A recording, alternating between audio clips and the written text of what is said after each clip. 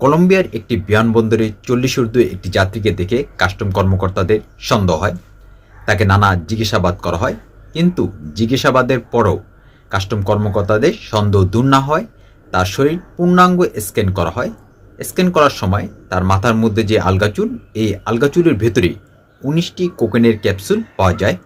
এই 19টি ক্যাপসুলের ওজন প্রায় 220 গ্রাম, যার বাজার মূল্য প্রায় $10,000-ও বেশি। মাথার মধ্যে আঠা দিয়ে কোকেনের এই ক্যাপসুলগুলো লাগিয়ে এই ব্যক্তি এই মাদকদ্রব্যগুলো পাচারের চেষ্টা করছিলেন।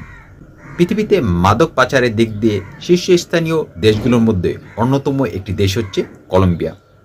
প্রতি বছরই এই কলম্বিয়াতে বেশ উল্লেখযোগ্য পরিমাণ মাদক পাচার হয়। এর আগেও মাদক পাচারকারীরা পায়ুপথে এবং পাকস্থলীতে করে মাদক পাচার করে আসছিল, তবে মাথার মধ্যে পরচুলার ভেতরে আঠা দিয়ে লাগিয়ে মাদক পাচারের এই সিস্টেম একেবারেই নতুন।